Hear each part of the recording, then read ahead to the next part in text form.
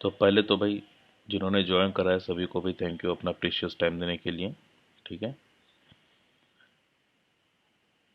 तो हम लोग आज कंटिन्यू करेंगे कंटेंट्स। पहले हम देख लेते हैं कि हम आज क्या क्या चीज़ें कौन कौन से टॉपिक्स को हम कवर करेंगे। क्या है सबसे पहले, what is hacking, phishing attacks, CIA triad, removal media, public wifi, password and authentication, physical security, mobile device security, cloud security, और अब ये सब कुछ पढ़ने के बाद उसमें कैसे आगे बढ़ना है, उसका रोड मैप, ये सारी चीज़ों को आज हम कवर करेंगे। तो सबसे पहले हम अपना पार्ट एक देख लेते हैं, व्हाट इज़ हैकिंग। इसको स्टार्ट करने से पहले भी मैं अपना इंट्रोडक्शन दे देता हूँ। देखो मैं, मेरा नाम तो सब लोग जानते हो, जो नहीं जानते मेरा पूरा नाम, मेरा नाम अब्दुल मसूद है। बाय प्रोफेशन मैं एक सर्टिफाइड पेनिट्रेशन टेस्टर हूँ। पिछले बैकएंड से 7 इयर्स का एक्सपीरियंस है मुझे इस फील्ड में। मैक्सिमम 10 ईयर्स से भी ज़्यादा हो सकते हैं, लेकिन काम करते हुए 7 ईयर्स से ज़्यादा है। तो जो मेरा बेस है वो एथिकल हैकिंग है, advance pen testing, web penetration testing और फोरेंसिक्स, और भी काफ़ी सारी चीज़ें हैं, उसको मेंशन करना मैं ज़रूरी नहीं समझा। ये मेरे मेन है। और जो मेरी एक्सपर्टीज़ है वो पेनिट्रेशन टेस्टिंग में। ठीक है, दूसरी चीज़ जो, अब जो लोग मुझे जानते हैं वो लोग देख ही रहे होंगे कि पहले जो नाम था वो वाइट GR था। अब जो वर्ल्ड लॉक सिक्योरिटी चल गया कि वर्ल्ड लॉक सिक्योरिटी में ये है वो है ये है। तो वर्ल्ड लॉक सिक्योरिटी चाह क्या रहा है? देखो, हम लोग जितने भी लोग हैं, हम गिनते के करीब 10-15 लोग हैं जो हमारे साथ इस कम्युनिटी में जुड़े हुए हैं और जो साथ में काम कर रहे हैं। तो हम सभी साइबर एक्सपर्ट्स हैं और हम एक पावरफुल यूथ बनाना चाह रहे हैं आने वाले टाइम के लिए। कैसे?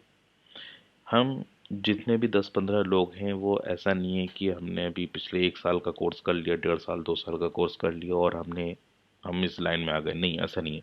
हम वही 15 लोग पिछले काफ़ी टाइम से हम इस फील्ड में हैं और इसकी एकदम बेस से लेके और इसकी ग्रोथ तक के हमने इसको देखा है कि कितनी तेज़ी से आगे बढ़ा है और कहाँ पे इसकी नीड हुई है और कहाँ पे इसके डिसएडवांटेजेस भी हुए हैं और किन लोगों के साथ ये हादसे पेश आए। तो ये चीज़ हम लोगों ने देखी है, बियर करा है, तब जाके हम इस मैंने काफ़ी सोच के साइबर अवेयरनेस को मैंने रखा है। ठीक है, और मैनकाइंड के लिए भी हमने ये सोचा है कि हम यूथ को बढ़ाएं और आगे बढ़ाएं ताकि जो हमारे फेलो मैनकाइंड है, जो थोड़े से नीचे है, मतलब कि जो उनको ज़्यादा नॉलेज नहीं होती है, तो उनको थोड़ा सा गाइडेंस के लिए वो उनको बताएं। तो ये हमारा मोटिव है। ठीक है, तो अपने टॉपिक को हम स्टार्ट करते हैं। What is hacking? बहुत सुना होगा हैकिंग, ये होता है किसी को भी सिस्टम हैक हो लेता है, व्हाट्सएप। ठीक है, हम लोग बारहा सुनते रहते हैं, बार बार सुनते हैं, लेकिन हम थोड़ा सा आज बेसी रखेंगे, ज़्यादा डीप नहीं जाएंगे।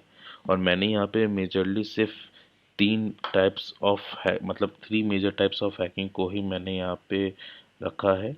बल्कि सिर्फ 3 नहीं होते हैं, इनके अलावा और भी हैकर्स होते हैं। जैसे कि मैं अगर तुम लोग को बताऊं कि वाइट हैट हैकर्स,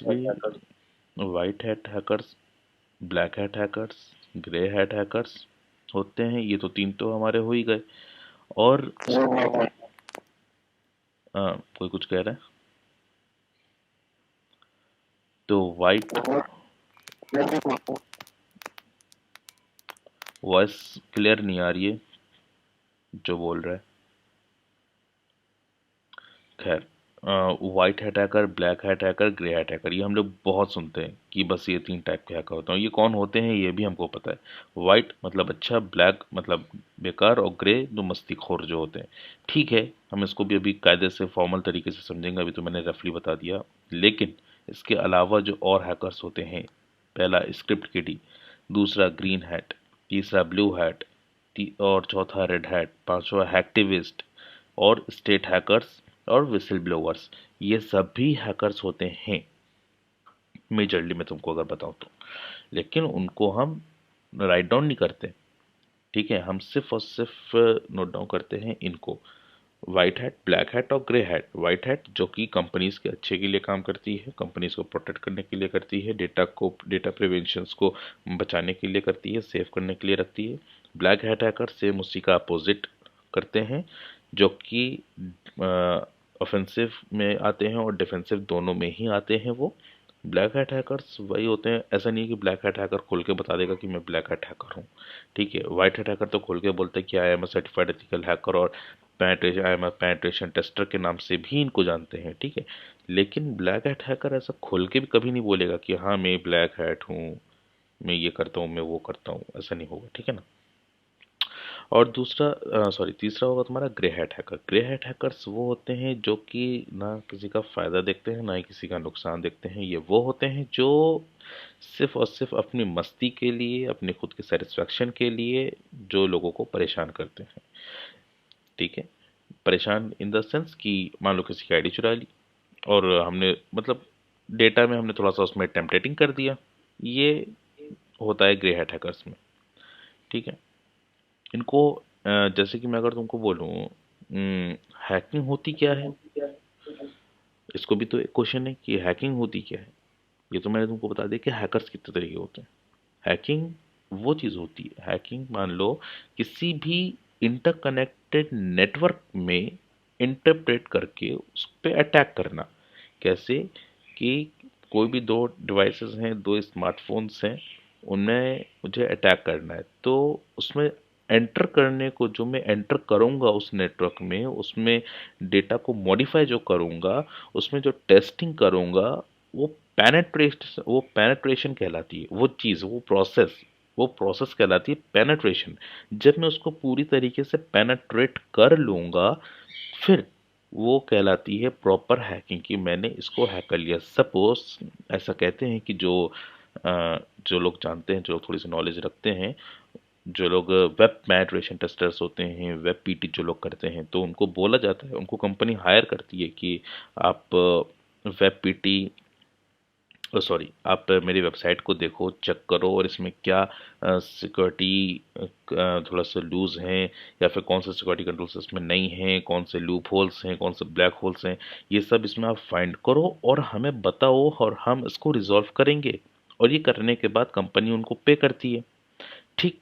तो ये जो प्रोसेस हुआ, कंपनी ने देखो ये नहीं बोला कि आप हैक करो, कंपनी ने बोला कि आप इसको चेक करो। तो चेक करने का मतलब ये हुआ कि उन्होंने जिस भी एम्प्लॉय को बुलाया है, किसी भी फील्ड का हो, तो जाहिर सी बात है वो होगा वेब पीटी का है तो पेनिट्रेशन टेस्टर का, दोनों में से एक ही का होगा।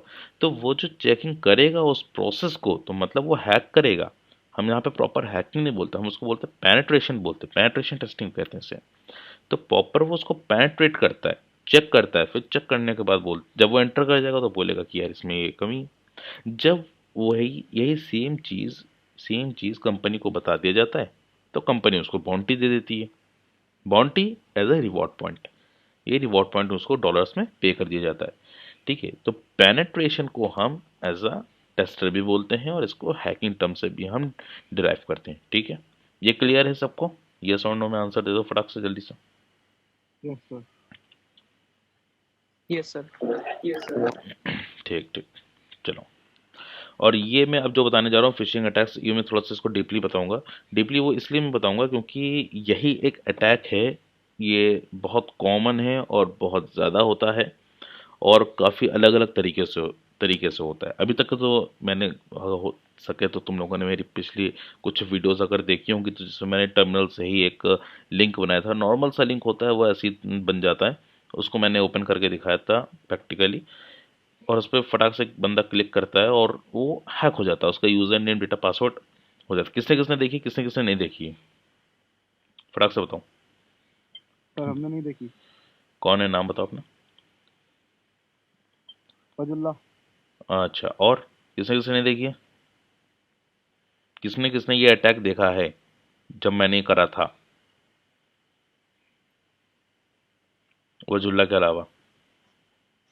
जो आपकी यूट्यूब पे वीडियो पड़ी है। वीडियो नहीं, जो मैंने टर्मिनल से एक लिंक बना के, फेक लिंक बना के जो मैंने अटैक करा था, तो वो लिंक किसने देखी है, वो अटैक किसने देखा है, कि अगर कोई भी बंदा कुछ भी टाइप करता है तो मेरे पास यूज़र नेम और पासवर्ड आ जाता है, ऐसा फिशिंग में होता है। तो किसने देखी है? चलो खैर, ना भी देखी हो तो मैं आगे अगर टाइम बचता है तो मैं दिखाऊंगा, ठीक है ना, तो कोई बड़ी बात नहीं है उसमें, ठीक है। तो देखो,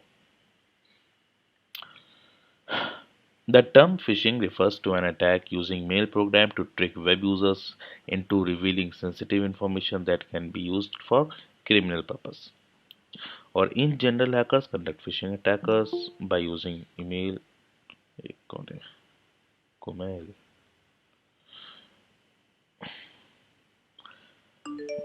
through they come from genuine source like post office, bank. For online service, attackers can also use to the next text message, phone call, instant messaging. Okay ठीक है। तो देखो क्या कह रहे हैं ये साहब कि जो फिशिंग है ये अटैक हो एक मेल प्रोग्राम होता है और वेब यूज़र्स जो यूज़र्स होते हैं उनको ट्रिक किया जाता है वेबसाइट के थ्रू, कॉलिंग के थ्रू या फिर सेंसिटिव इंफॉर्मेशन के थ्रू के मतलब उनको ट्रिक किया जाता है किसी भी पर्पज़ से, किसी भी ट्रिक से उनको ट्रिक किया जाता है और उनका जो मेन पर्पज़ होता है वो होता है क्रिमिनल पर्पज़ से। मतलब क्या है क्रिमिनल पर्पज़, क्या है क्रिमिनल माइंडेड कि हमें उसका सामने वाले का डेटा मिल जाए, ठीक है, सामने वाले का हमें डेटा मिल जाए और ये क्रिमिनल क्रिमिनल में आता है ये जो चीज़ है ना कि किसी की हमने यूजिंग पासवर्ड मतलब किसी और का पासवर्ड हमने अगर यूज़ कर लिया तो ये चीज़ क्या है क्रिमिनल सेक्शंस में आता है। अगर मैं तुमको यहाँ पे थोड़ा सा अगर लॉ बताऊं और तुम लोग इसको नोट भी कर लेना कि अंडर 6 सेक्शन 66 ये एक सेक्शन है लॉ का। तो सेक्शन 66 में लिखा हुआ ये है कि अगर कोई दूसरे पर्सन का पासवर्ड अगर यूज़ करता है तो उसको ही और शी कोई भी उसको 3 साल की जेल और 1 लाख रुपए उसका डेप्ट मतलब उसको जुर्माना पड़ता है, पेनल्टी लगती है उसकी, ठीक है। अब वो पासवर्ड वो उसका किसी भी तरीके से अगर वो चुराता है तो इसलिए यहाँ पे इसको बोला गया क्रिमिनल। और ये कौन सा सेक्शन है, कौन सा लॉ है, सेक्शन 66 का साइबर क्रिमिनल लॉ है ये, ठीक है। इसको नोट कर लेना तुम लोग। तो अब मैं आगे बढ़ता हूँ। इन जनरल हैकर्स क्या है conduct phishing using messages looks appear to the through they come from genuine source like post office bank online. अब देखो थोड़ा सा डीप, अब तुम लोग आगे समझोगे इसमें कैसे क्या मतलब इन्होंने बताया है। तो हो the most common example is update his account password for security reasons. देखो तुम लोग के पास काफ़ी सारे मेल्स आते होंगे, है ना। स्पैम मेल्स कभी चेक करे हो, किसी ने स्पैम मेल चेक करे जो बैंक से आते हैं या फिर HDFC ICICI बैंक से आते हैं, कभी चेक करा है किसी ने कि कितने मेल आ रहे हैं क्यों नहीं आ रहे, कभी देखा है बैंक के मेल्स आते हुए। अरे किसी ने आज तक मेल ही नहीं चेक करे हो क्या, किसी ने मेल नहीं देखा। सर एक बार फिर से बता दिए कितने टाइम की पेनल्टी लगती है फिशिंग अटैक में? फिशिंग अटैक में 3 साल की जेल होती है ही और शी और 1 लाख रुपए उसमें पेनल्टी लगती है, 1 लाख रुपीज, 1 लाख रुपीज की पेनल्टी लगती है और 3 साल की जेल होती है सेक्शन 66 में, ओके सर। ठीक है। तो मैं ये कह रहा था कि मेल देखिए, किसी ने बैंकिंग के मेल्स देखे हैं कभी जो मेल पर आते हैं, HDFC से हो, SBI से हो, बैंक ऑफ बड़ौदा से हो, कहीं से भी हो, किसी का भी बैंक मेल देखें, अगर देखे नहीं हो तो देखना आप, कभी चेक करना, स्पैम मेल्स में होते हैं। तो देखो इसमें होता क्या है, वो जेन्युइन जो हैकर्स होते हैं ना वो जेन्युइन सोर्स देखते हैं कि अगर मैं जितना हो सके उतना जेन्युइन लिंक को बना के भेजूं और उस पर बंदा रिडायरेक्ट हो और अपना उसमें यूज़र नेम लॉगिन पासवर्ड उसमें डाले और उसको क्या मिले, उसका पूरा सेंसिटिव इन्फॉर्मेशन मिल जाए। कैसे अभी तुमको नहीं समझ में आएगा, वो अब मैं बताऊंगा कैसे। देखो ये डायग्राम है, ये हैकर है, ठीक। अब इसने स्पैम मेल बना के भेजा और तुम लोगों के ये स्पैम फोल्डर में भी होंगे, चेक करना जाके। फेक बैंक, कंपनी, लोन्स और लिंक्स। कैसे, फेक बैंक की तरफ से भी तुमको बना के भेज सकते हैं, कंपनी की तरफ से कि आपको हम जॉब ऑफर कर रहे हैं इस हिसाब से भी हो सकता है, या फिर हम आपको लोन दे रहे हैं 10 लाख का 5 लाख का लोन दे रहे हैं, ये भी हो सकता है। और इसी के वो जेन्युइन लिंक भेजेंगे। अब फेक बैंक, अब जैसे फेक बैंक तो वहाँ नहीं लिखा रहेगा फेक बैंक, वहाँ पे लिखा रहेगा SBI, कोई बात तो नहीं रहा, ठीक है। वहाँ पे क्या लिखा रहेगा, जनरल SBI। क्या मान लो वहाँ पे लिखा रहा कि आपका यूज़र नेम फ्रॉम मतलब कि आपका पासवर्ड पासबुक जो है अपडेट करना है, आप इसको अपडेट कर सकते हैं ऑनलाइन। तो ये क्या हुआ, किसकी तरफ से आया, SBI की तरफ से है और SBI एक जेन्युइन सोर्स है ना।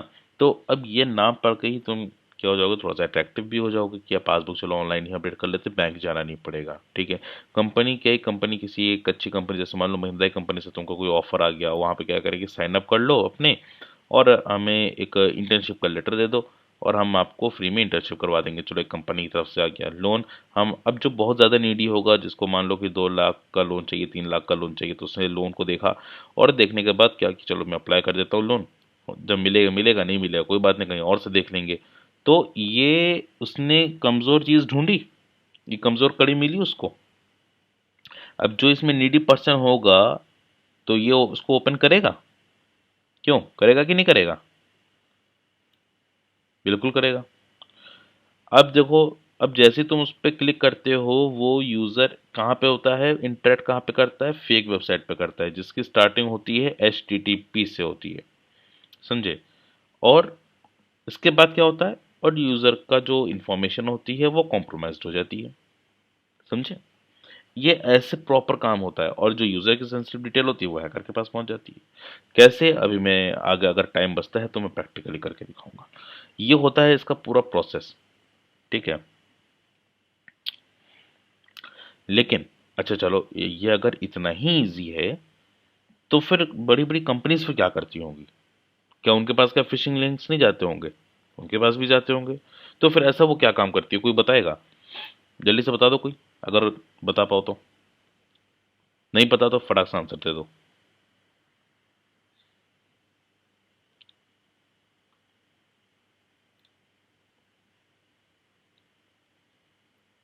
नहीं पता। No sir. हम्म, चलो ठीक है। देखो, कंपनीज क्या करती है कि स्क्रीन शो हो रही है ना, मेरी नहीं हो रही, स्क्रीन चली गई ना। ये सर चली गई। हम्म,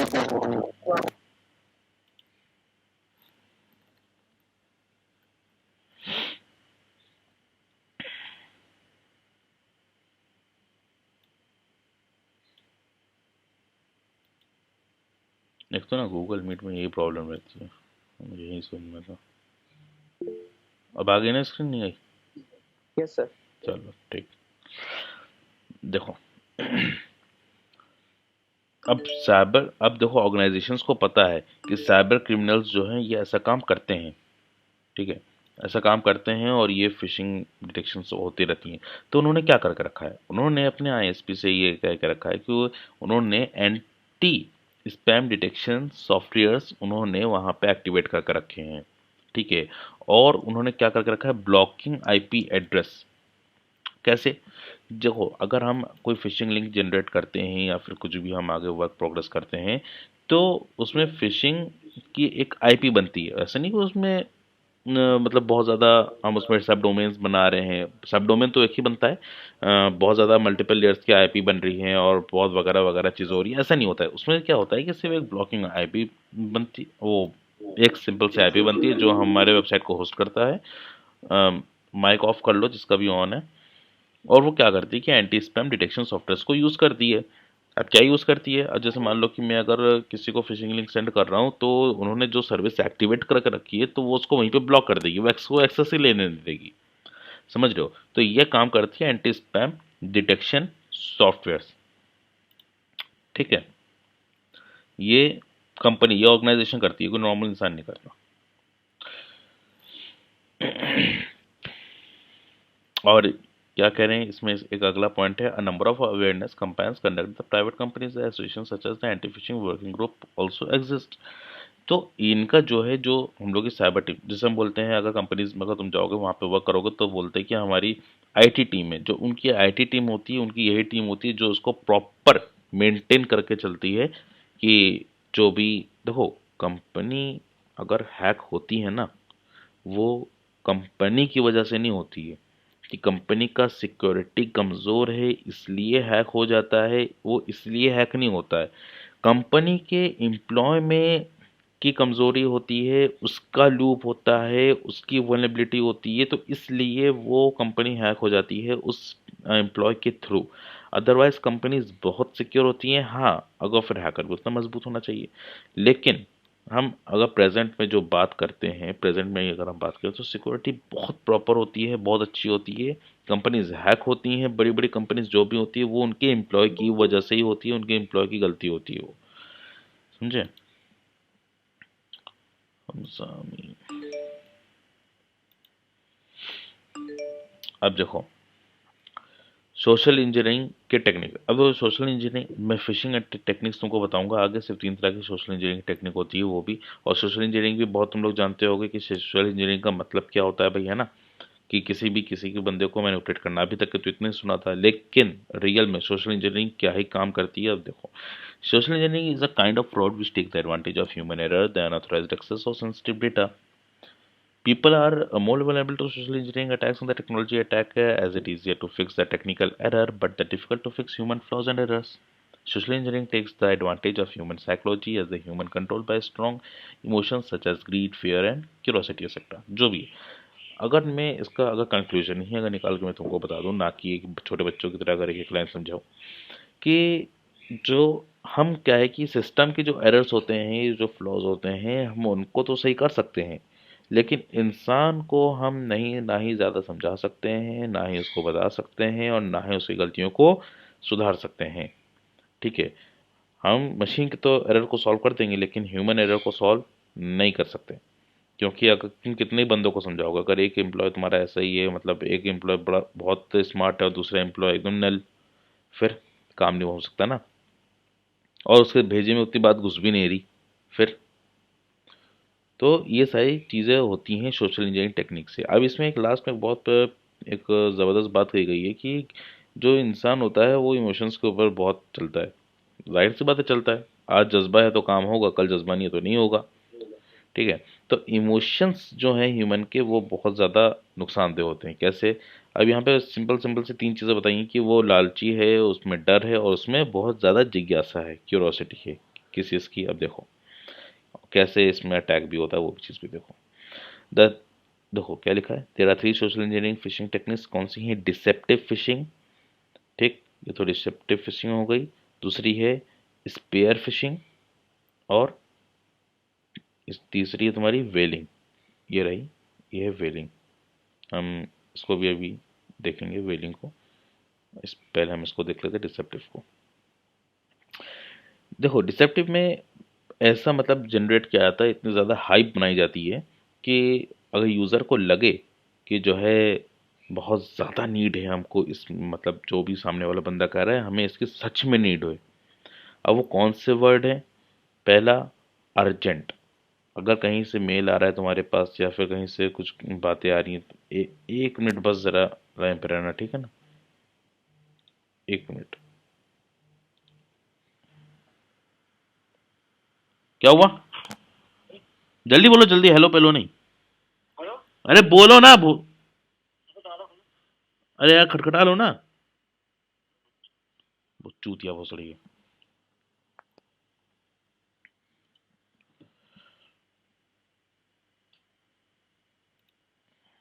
हाँ, तो अर्जेंट रिक्वेस्ट, अर्जेंट बहुत ज़्यादा नीडी हो। रिक्वेस्ट, अगर किसी की रिक्वेस्ट आई है। इम्पोर्टेंट, तब भी ओपन करके देखोगे। पेमेंट तुम्हारा बाकी है, तुम भी देख ओपन करके देखोगे। अटेंशन, ध्यान दो, वो भी ओपन करके देखोगे। और ये सब कुछ सेंड होता है मेल के थ्रू, और जिसमें large number of audience capture किए जाते हैं और लार्ज नंबर ऑफ पीपल इसमें गैदर होते हैं। ठीक है, ये कुछ चीज़ें हैं, मतलब कुछ ऐसे टर्म्स है जिनको यूज़ किया जाता है। Urgent, request, important, payment, attention, इस पे ध्यान दिया जाता है कि अगर मैं किसी को मेल करूं तो वो इतना ज़्यादा, अगर हैक भी अगर करोगे किसी को तो वो मैं उसको इतना नीडी बना दूं कि वो उस मेल को ओपन करके देखे। अगर मैं उसमें कह देता हूँ कि तुम्हारा तुम्हारा बैंक का पासबुक अगले कुछ दिनों में डीएक्टिवेट कर दिया जाएगा, अर्जेंट है ओपन करके देखो, तो तब भी तुम क्या करोगे? उसको ओपन करोगे। दूसरा क्या है? रिक्वेस्ट। अगर रिक्वेस्ट कैसे होगा?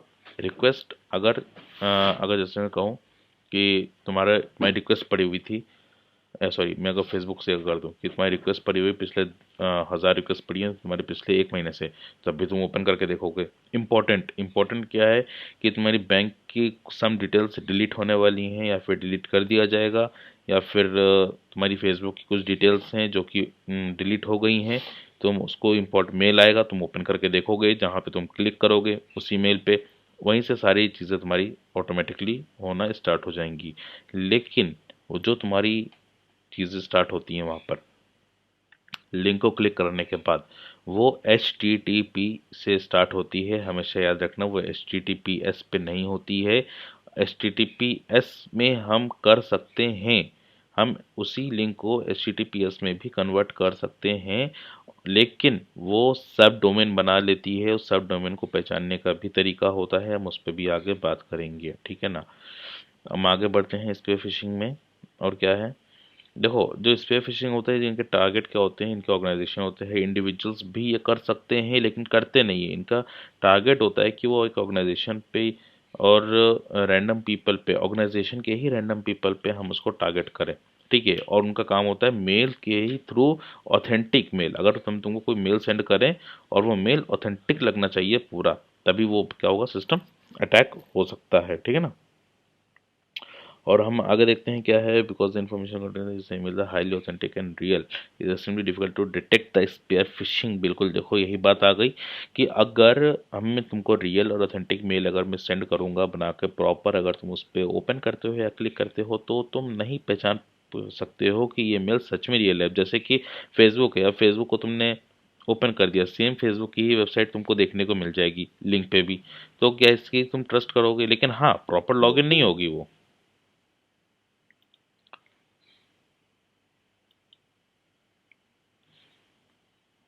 लिंक क्या होगी, प्रॉपर लॉगिन नहीं होगी, प्रॉपर लॉगिन नहीं होगी, वो वहीं पे अटक जाएगी, तुम्हारे यूज़र नेम और पासवर्ड डालने के बाद वहीं पे अटक जाएगी, उसका आगे नहीं बढ़ेगी वो।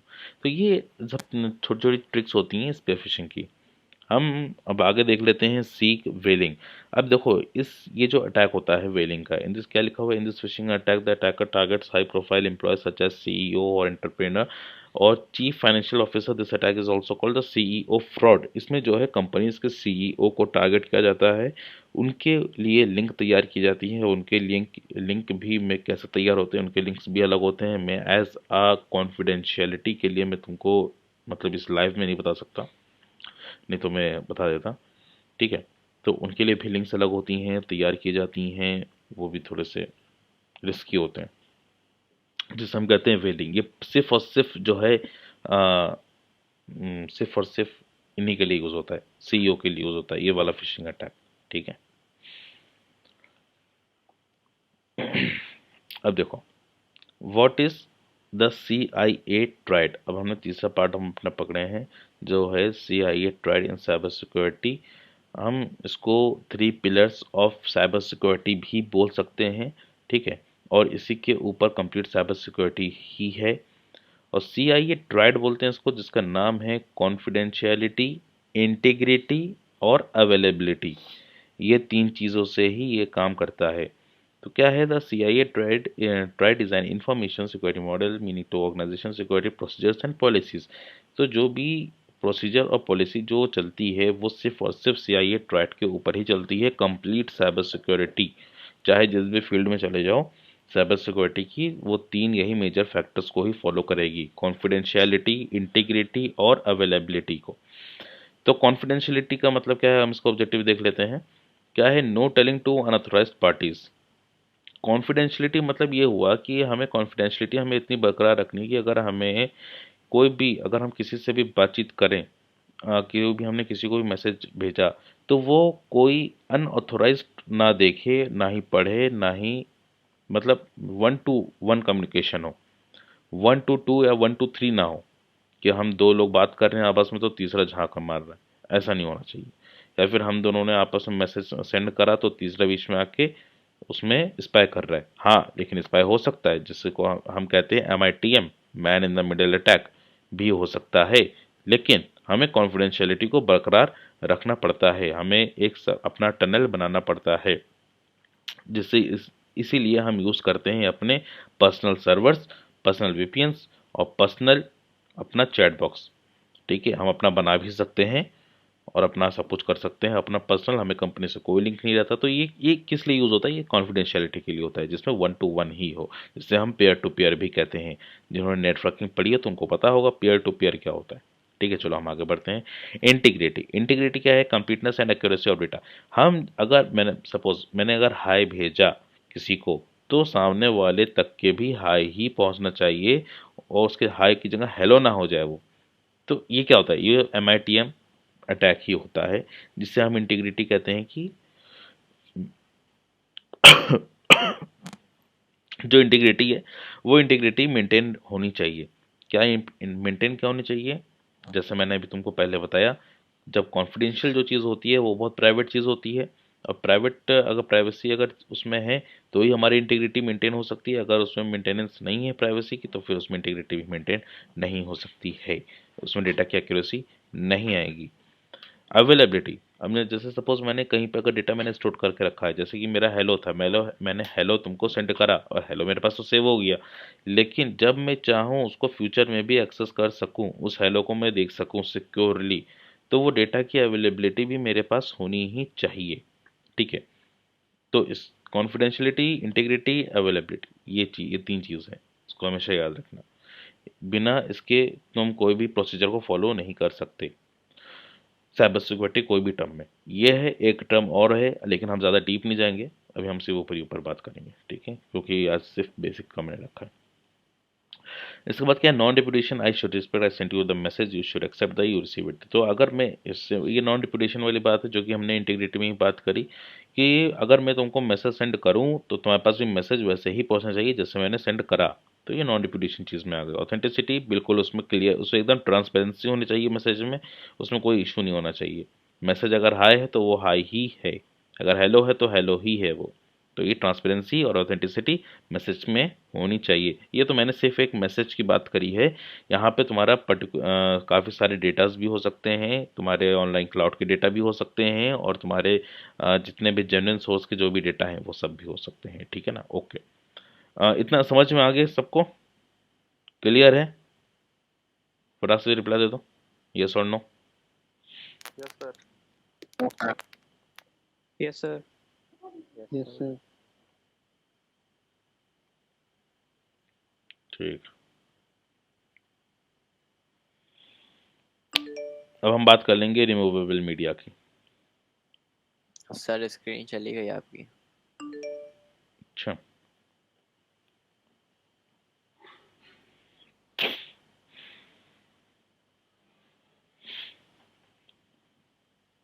आ गई स्क्रीन?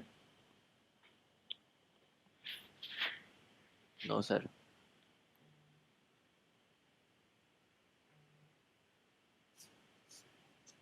अब आ गई? Yes sir. ठीक, ठीक है। अब देखो, removable media, removable media is a portable, is there for the small and easily lost. पहली चीज़ तो क्या है कि रिमूवेबल मीडिया वो छोटे छोटे से भी होते हैं और बड़े बड़े से भी होते हैं। और जैसे transfer of malware, the removable media can unwillingly with malware this cloud the spread the malware bypassing many barriers have been put in place. चलो ठीक है, अब मैं तुम लोग को कुछ चीज़ें दिखाता हूँ जिसमें तुम लोगों से बच के रहना है। तुम लोगों ने काफ़ी सारे चार्जिंग पॉइंट्स देखे होंगे, केबल वायर्स भी देखे होंगे, है ना? कभी भी किसी का अनऑथोराइज्ड यूएसबी मत यूज़ करना। अब मैं दिखा देता हूँ तुमको, मैं अमेज़ॉन पे दिखाता हूँ, नहीं ऐसे दिखाता हूँ, यूएसबी रबर डकी। जिसने देखा है उसके लिए तो ओके है, जिसने नहीं देखा वो भी देख लो। यूएसबी रबर डकी हो गया, ये देखो, काफ़ी छोटी सी चीज़ है ये।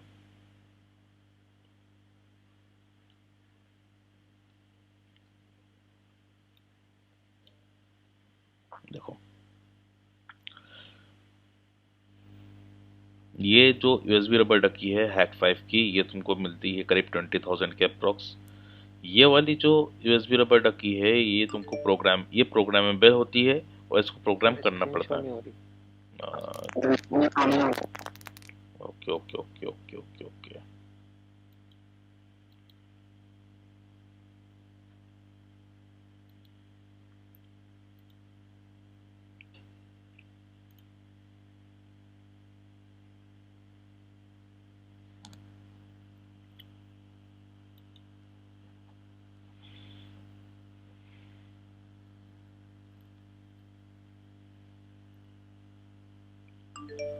शो हो रही है?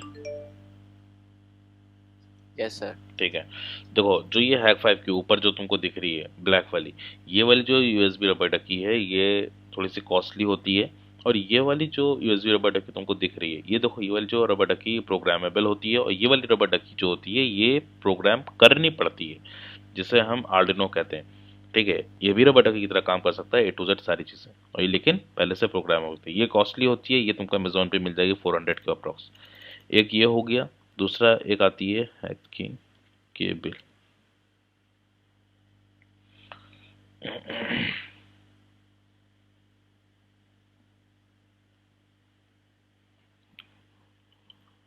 ये देखो, एक ये तुम्हारा डेटा केबल होता है, इसमें तुम्हारा की लॉगर होता है, और ये आईफोन के लिए यूज़ होता है बेसिकली ज़्यादातर। कि अगर ये देखो, ये भी हैक 5 का ही प्रोडक्ट है ये। ठीक है, अब इसमें क्या है कि सिस्टम जैसे तुम लगाओगे चार्जर में कहीं भी किसी भी तरह की, तो ये काफ़ी सारे डेटाज निकाल के तुमको दे देगा जो तुम्हारे। सर स्क्रीन नहीं आ रही। क्या कह रहे हो? स्क्रीन? स्क्रीन नहीं आ रही।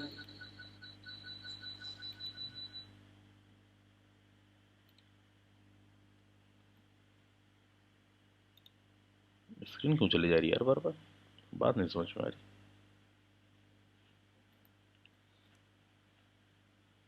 ठीक है, अब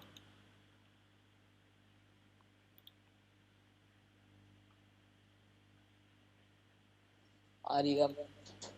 ठीक है। देखो ये इसको OMG के भी बोलते हैं। ठीक है,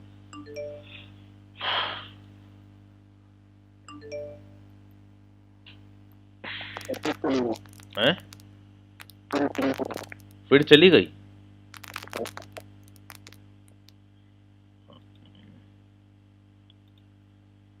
यार ये क्या मसला है? हसन भाई पान तो के बोलिए।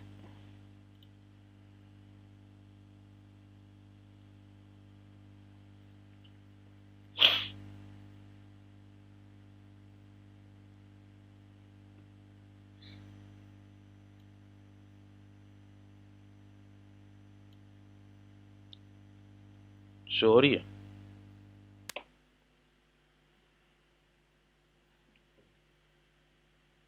अब आधा क्लास तो इसमें निकल जाएगा, शो हो रही है नहीं हो रही है, हो रही है नहीं हो रही है।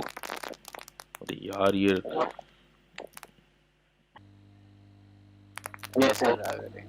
अरे चलो ठीक है। देखो देखो ये केबल है जो कि $119 की है। ये इसका एक बेसिक आता है USB A, USB C और डायरेक्शनल, ये मतलब रोटेशन वाली होती है। एक फीचर टायर है इसका प्लस। खैर बताने का मकसद मेरा ये है कि इस टाइप की सिंपल एक केबल भी तुमको हैक कर सकती है। और इसमें क्या क्या होता है वो देखो। इसमें क्या है कि स्ट्रोक इंजेक्शन, देखो रबर डकी की स्क्रिप्ट इस पे रन हो सकती है। पेलोड के स्लॉट्स इसमें ऑलरेडी होते हैं, वो आर्डिनो के प्रोजेक्ट में दिख जाता है अगर तुम कनेक्ट करते हो तो। सेल्फ डिस्ट्रक्शन की फैसिलिटी इसमें होती है, जैसे तुम लगाओगे तो ये सेल्फ डिस्ट्रक्ट कर देगा अपने आईफोन को या फिर कुछ भी हो। वाईफाई ट्रिगर करते हैं, ये वाईफाई के डेटा कैप्चर्स करते हैं, वाईफाई के पैकेट्स को कैप्चर्स करते हैं, ये सारा काम करते हैं। यूएसबी हार्डवेयर की लॉगर कंप्लीट लेता है, तुम उसमें कुछ भी टाइप करो, किसी भी ऐप में कुछ भी टाइप करो, कंप्लीट की लॉगिंग इसमें होती है। कन्वर्ट डेटा, वहाँ से कंप्लीट डेटा को ये ग्रैब कर सकता है। एयर गैप कमीशन से, एयर गैप क्या होता है? एयर गैप मतलब उसमें कितनी तुम्हारी एयर गैप मतलब, जैसे बताऊँ, एयर गैप तुम्हारा कितना मतलब स्पीकर का जो आउटपुट होता है उसका कितना उसका प्रेशर से वो वोट को निकाल रहा है, कितना डालता है। ये क्या एक्सटर्नल फीचर है, कुछ खास नीड नहीं होता है, ये स्पीकर को ख़राब करने के लिए होता है वैसे तो, अगर हम थोड़ा सा ब्लैक में देखें तो, समझे। और नेटवर्क के सारे पोर्ट्स को ख़राब कर देता है, नेटवर्क C2 पोर्ट्स जो होते हैं वो ख़राब कर देता है, ये सारी चीज़ें होती हैं इसमें। तो ये लेकिन केबल देखो ऐसा नहीं है बहुत एडवांस केबल है तुमको अलग से ही दिखेगा, ये नॉर्मल सी केबल है, सिंपल सी। और इसी तरीके से तुम्हारी हैक 5 की जो किट आती है उसमें भी काफ़ी सारी चीज़ें तुमको देखने को मिल जाते हैं। ठीक है, स्क्रीन शो हो रही है ना? अब तो नहीं गई स्क्रीन?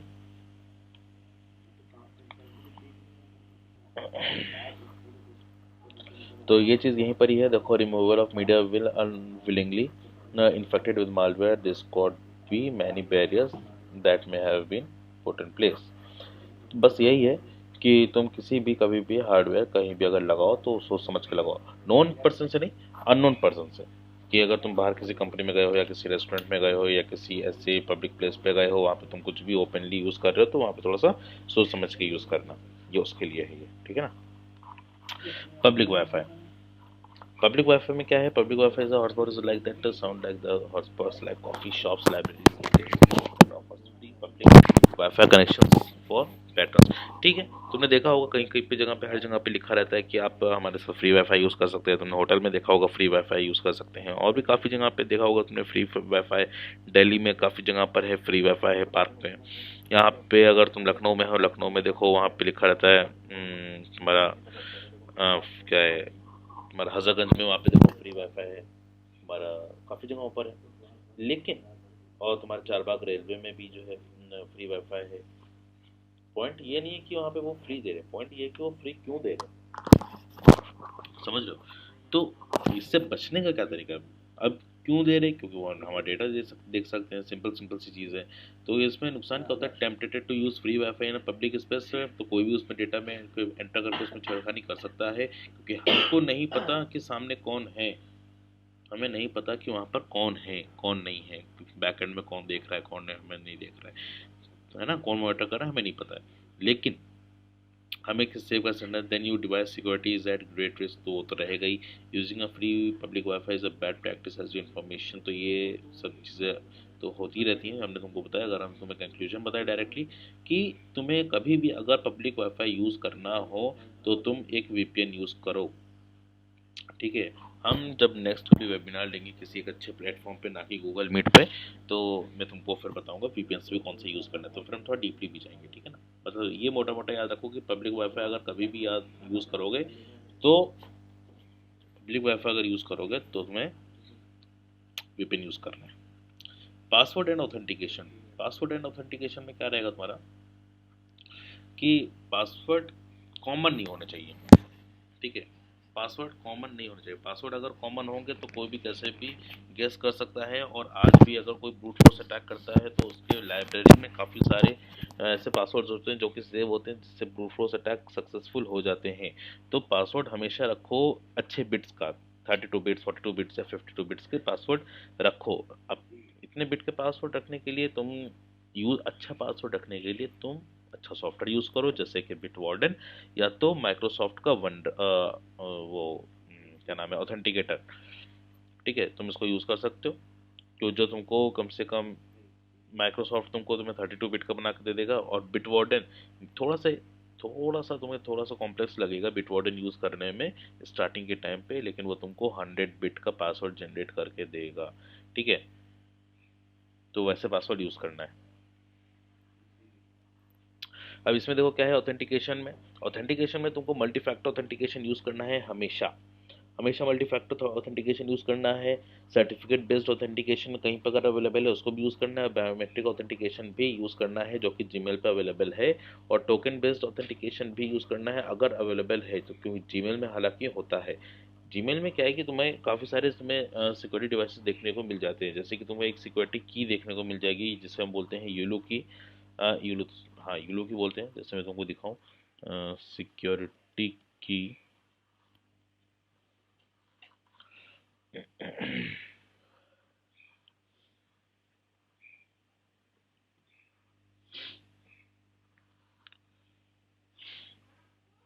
देखो ये सिक्योरिटी की है,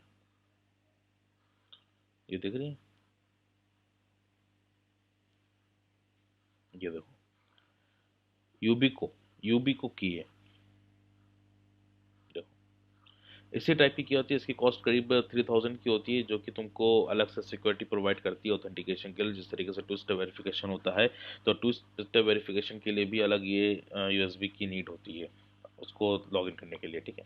ये होती है तुम्हारी ऑथेंटिकेशन। उसके बाद आता है तुम्हारा फिजिकल सिक्योरिटी के लिए जो are what are based on the authentication method to protect the personal material and information.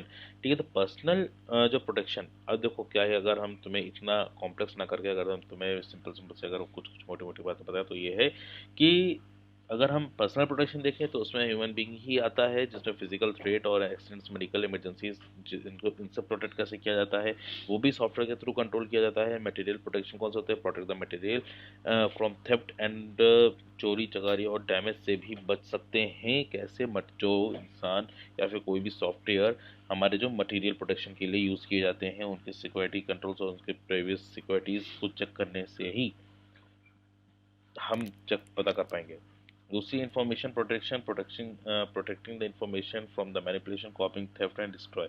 ये सब जो निगरानी जिसके अंदर होती है, ये सब का सब इंसान करता है, जिसे हम कहते हैं फिजिकल सिक्योरिटी। ये कोई मतलब होता है इंसानी है, लेकिन ये एक सॉफ्टवेयर के थ्रू कंट्रोल करता है इन सारी सिक्योरिटीज़ को। पर्सनल प्रोटेक्शन भी, मटेरियल प्रोटेक्शन भी और इंफॉर्मेशन प्रोटेक्शन भी। इसका एक एग्जांपल भी चलो देख लो।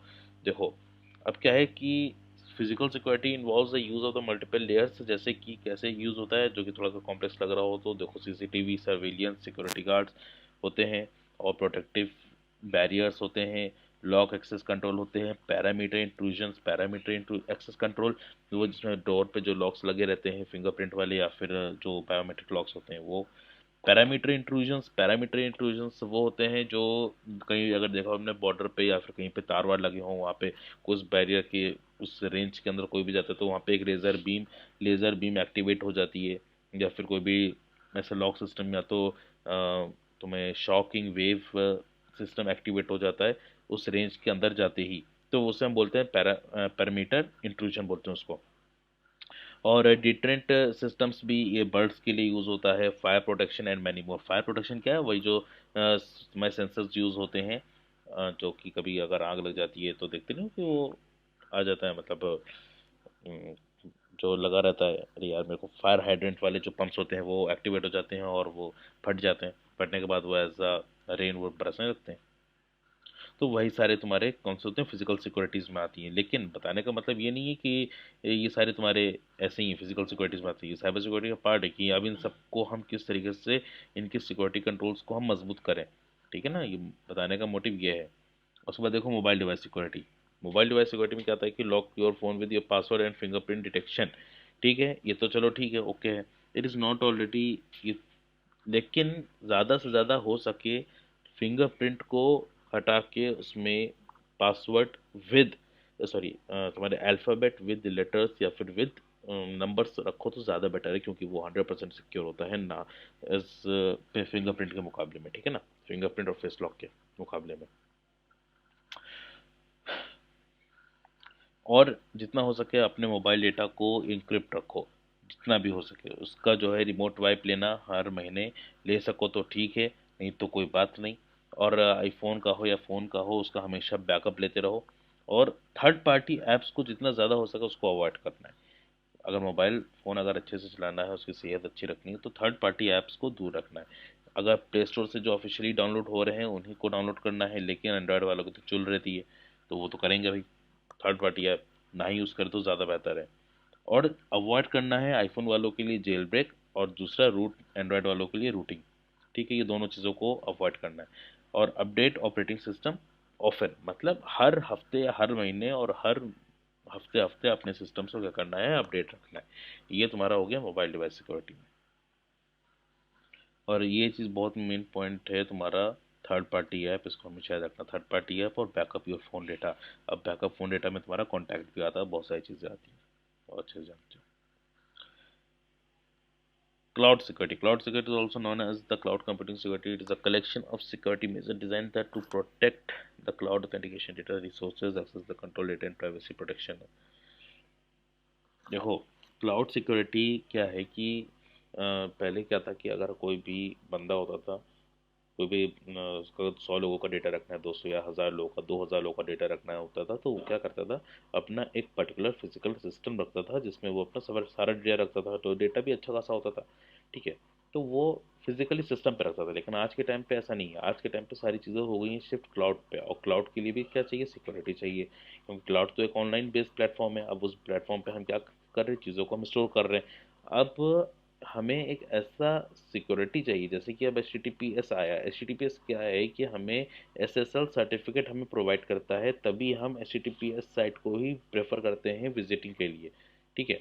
तो उसी तरीके से क्लाउड भी वैसे ही होना चाहिए, जो कि हमें, जिस पे हमें ट्रस्ट इश्यूज ना हो, और हम उस पर प्रॉपर, हम उस पर यकीन कर सकते हैं कि हमारा डेटा यहाँ से लॉस नहीं होगा, ठीक है। तो क्लाउड सिक्योरिटी के लिए भी हम जा सकते हैं in future, in job, in case भी हम उसको देख सकते हैं, ठीक है। क्योंकि उसका इंफ्रास्ट्रक्चर ही ऐसा बनाया होता है, वो सिक्योर होता है। जैसे कि अगर मैं अमेज़ॉन का AWS की बात कर लूँ, तो उसकी जो वेब सर्विस है वो बहुत अच्छी है। क्योंकि अमेज़ॉन से बड़ी वेब सर्विस और किसी की है ही नहीं, मतलब अमेज़ॉन से बड़ा डेटा किसी का नहीं है। उसके ऊपर गूगल है, गूगल से ज़्यादा बड़ा नहीं है, गूगल से नीचे है। लेकिन अब अमेज़ॉन ही है जो सबको क्लाउड्स डेटा जो प्रोवाइड करता है, ठीक है। ये क्लाउड सिक्योरिटी रहेगी। ये तुम्हारा हो गया यहाँ तक के कंप्लीट। वैसे हो गया भी काफ़ी टाइम, आधा घंटा तो हमें लगता है इसमें चला गया। स्क्रीन नहीं आ रही, स्क्रीन आ गई, नहीं आ रही, नहीं आ गई। अब बताओ रोड मैप। अब रोड मैप के लिए देखो, मैंने अपने काफ़ी साइट्स पे हमने रखा है। मेरे इंस्टाग्राम पे भी है, मेरे फेसबुक पे भी है, टेलीग्राम पे भी है। यहाँ पे तुम विजिट करके रोड मैप देख सकते हो। दूसरा मैं भी दिखा भी रहा हूँ, ठीक है। अब यहाँ तक कि जिसको जो नहीं समझ में आया हो वो बताओ, क्या नहीं समझ में आया, क्या चाहिए वो बताओ।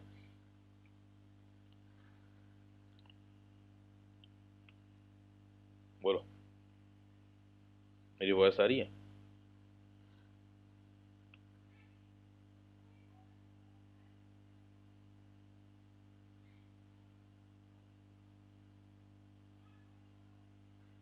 अरे सबको सांप सूंघ गया क्या?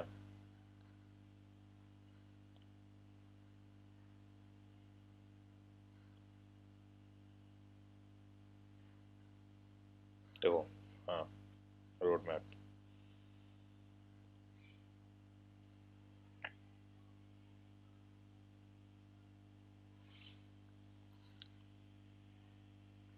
देखो, स्टार्टिंग करनी है एकदम बेसिक IT स्किल्स से, नेटवर्किंग स्किल्स, उसके बाद लिनक्स की स्किल्स, ठीक है। नेटवर्किंग स्किल्स में तुमको कंप्यूटर नेटवर्किंग अपना बेसिक पढ़ना पड़ेगा, फिर नेटकैट, पैकेट ट्रेसर, और सिस्को का पैकेट ट्रेसर भी आता है। उसमें तुम प्रैक्टिकली लाइव सेशंस भी तुम कर सकते हो, लाइव प्रैक्टिकल भी कर सकते हो, ठीक है।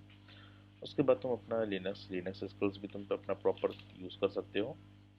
क्या है कि लिनक्स में तुम अपने लिनक्स के ट्यूटोरियल्स भी देख सकते हो, और भी काफ़ी सारी चीज़ें हैं लिनक्स एसेंशियल में, तुमको प्रॉपर बता भी सकता हूँ। जैसे कि तुम्हारा पैरेट ओएस हो गया, रेड हैट हो गया। रेड हैट बेसिक होता है, अगर तुम रेड हैट में अगर तुम सीख रहे हो तो तुम सर्वर बेस के लिए ही जा सकते हो, ना कि अटैकिंग और डिफेंसिव के लिए जा सकते हो। तुम सिर्फ और सिर्फ नेटवर्किंग और सर्वर के लिए ही जा सकते हो, और क्लाउड के लिए भी जा सकते हो।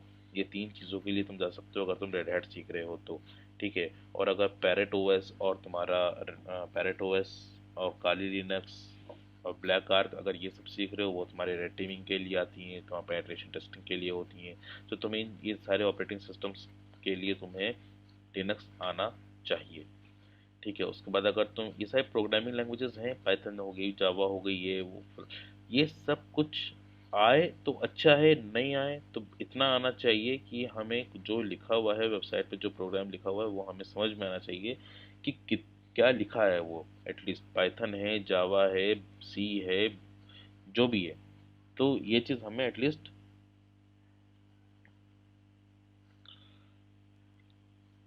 हाँ, एटलीस्ट इतना पता होना चाहिए, ठीक है। उसके बाद है ऑपरेटिंग सिस्टम्स। ऑपरेटिंग सिस्टम्स में देखो, मैंने मेंशन करा उबंटू, रेड हैट, एकदम बेसिक से इसको यूज़ करा है। तो ये तुम लोग भी यूज़ करना, क्योंकि उबंटू फेमिलियर होता है, इजी टू यूज़ होता है, इसमें एरर्स नहीं आते हैं। उसके बाद रेड हैट आता है। रेड हैट में भी कुछ ज़्यादा फंक्शनलिटी इतनी होती नहीं है, क्योंकि उसमें बस, मतलब बहुत ज़्यादा अपडेशन नहीं होता है। बस उसको इंस्टॉल कराओ, रन कराओ, चीज़ें सीखो। उसके बाद आ जाता है तुम्हारा पैरेट सिक्योरिटी। कम एरर्स आते हैं, टूल्स अपने आप डिटेक्ट कर लेता है, कम रिसोर्सेस में चल जाता है। उसके बाद काली। काली क्यों? काली, उसके बाद तुम्हें एरर्स देखने को मिलते हैं, मैनुअली उसमें सेटअप करना पड़ता है। आर्क और ब्लैक आर्क बहुत एडवांस चीज़ें हैं, जिसमें टूल्स ही 4000 से ज़्यादा हैं जो तुम्हें परेशान हैरान कर देंगी। तो ये बहुत एडवांस चीज़ है। तो लेकिन hackers most of the time Kali Linux या तो ब्लैक आर्क का ही यूज़ करते हैं। वेब ऐप पेन टेस्टिंग, जो वेब पीटी में जाना चाहते हैं उनके लिए है web security academy, pen tester lab, bug bounty hunter और कॉन्ट्रा।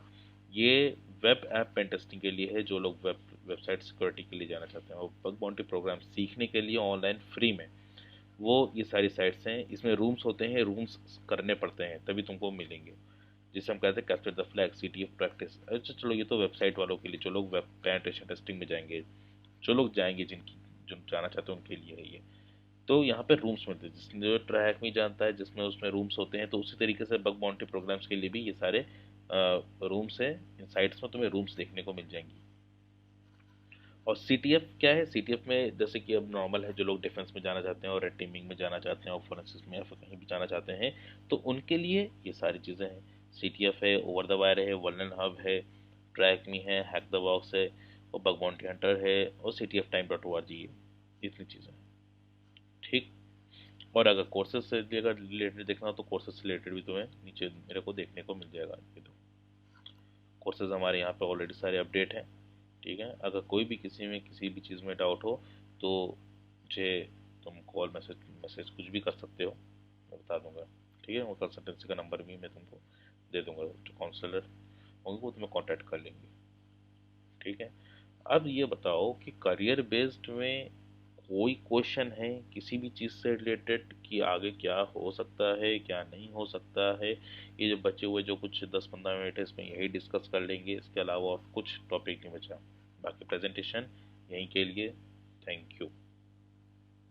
अगर नेक्स्ट वेबिनार होगा तो भाई तुम लोग को अपडेट कर दिया जाएगा। अभी के लिए बताओ।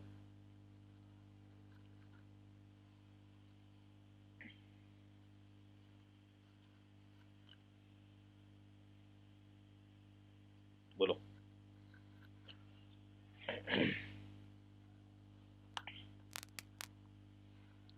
कोई है जिसको डाउट हो? आ रही है सर। तो कोई डाउट नहीं है ना? No sir. ठीक है, मैं क्लास, और जिसने जिसने जो लोग ज्वाइन हो सबने फॉर्म फिलअप करा है ना? जिसने फॉर्म नहीं फिलअप करा है उसको सर्टिफिकेट नहीं मिलेगा, मैं बता रहा हूँ फिर से। सर क्लास के स्टार्टिंग में आपने बोला था वो लिंक वाला करके दिखाएंगे लास्ट में अगर कहीं टाइम बचा। ठीक ठीक ठीक, ये लो चलो, अच्छा याद दिला दिया, ठीक है। चलो स्टार्ट करते हैं।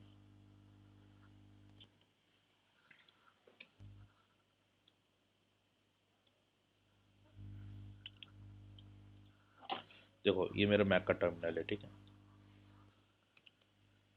ये मैंने LS से मैंने यहाँ पे देख लिया, इसमें मेरे पास देखिए मेरे पास टूल पड़ा है कि नहीं है।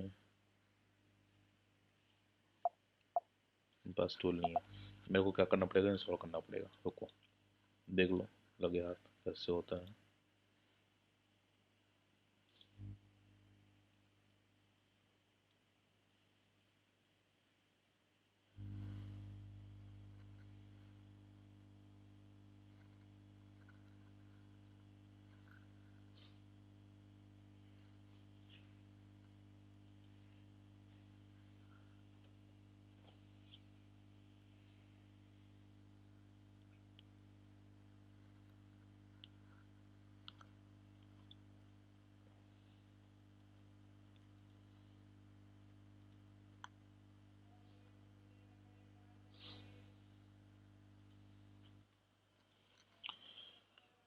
अब मैं यहाँ पे क्या करूँगा, गेट क्लोन करूँगा, पेस्ट कर दूंगा, एंटर कर दूंगा।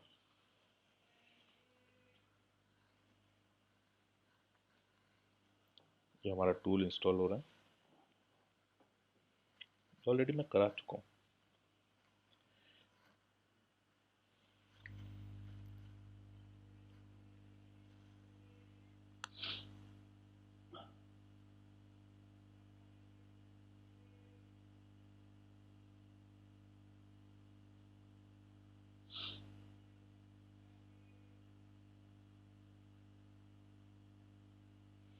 हो गया, ये देखो मेरे इसमें, ये देखो जेड फिशर टूल इंस्टॉल हो गया।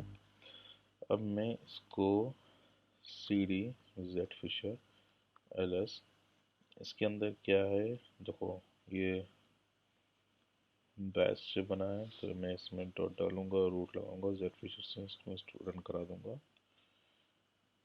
क्या है installing required packages, installing ngrok। हो जा हो जा हो जा।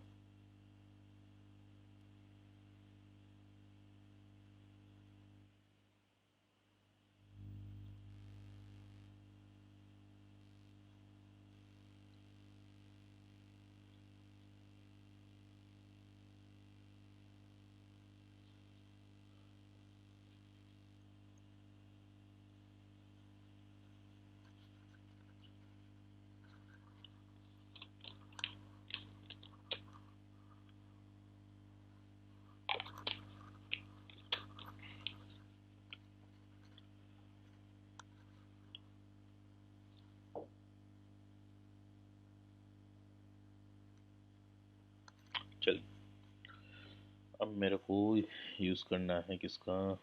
सपोज मैं इंस्टाग्राम का ले रहा हूँ, तो मैंने इंस्टाग्राम का 2 सेलेक्ट कर लिया। मेरे को क्या यूज़ करना है, जैसे मान लो मेरे को लॉगिन पेज सेलेक्ट करना है, मैंने 1 सेलेक्ट कर दिया। तो मैं अभी लोकल होस्ट पे रन कराऊंगा, तो 1 मैंने करा लिया। Do you want to custom port, मैं चलो यस कर देता हूँ। मैंने पोर्ट नंबर इसको दे दिया 8080। ये क्या हो गया? अरे अरे अरे अरे।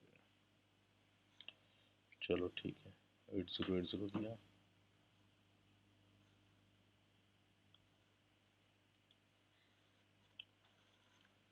कॉपी।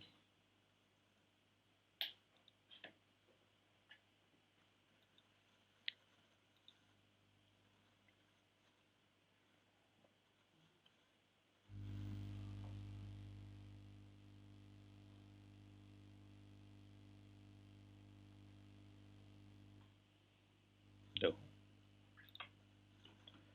ये एकदम सेम पेज बनकर आ गया इंस्टाग्राम का। Trojan file name login dot H T M L, threat delete कर दिया। लो, इवन एंटीवायरस ने इसको डिलीट ही कर दिया फाइल को। चलो खैर कोई बात नहीं। देखो ये इंस्टाग्राम का सेम पेज ओपन हो गया, दिख रहा है? नहीं दिख रहा? Yes sir. हम्म। तो यहाँ पे अगर मैं डाल देता हूँ कुछ भी रैंडम, नदीम डाल दिया मैंने, अंडर स्कोर 1234।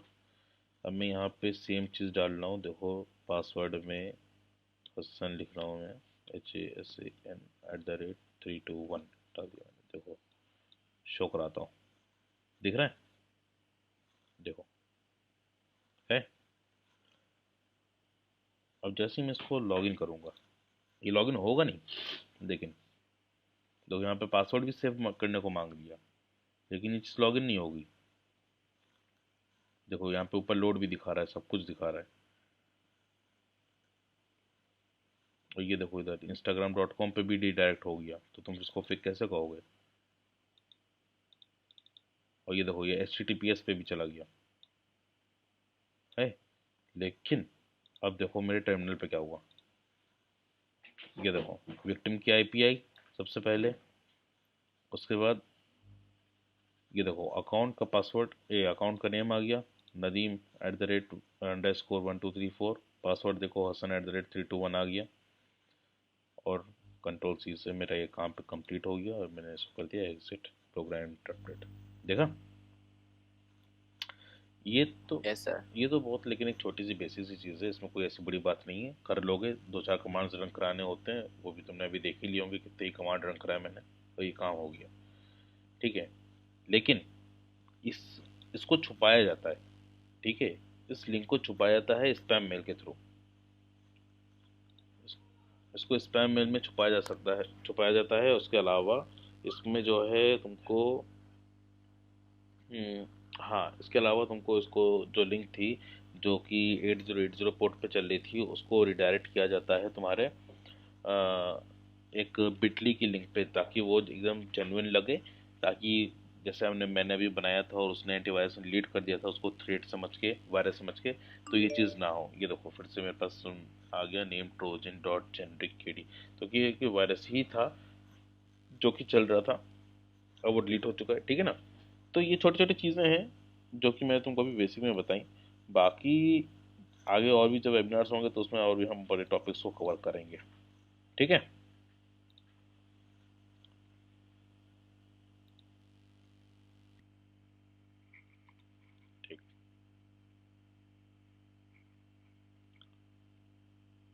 ठीक है, कॉल रख रहा हूँ मैं। चलो bye bye. Thank you sir. Thank you sir. Thank you sir. Okay bye bye.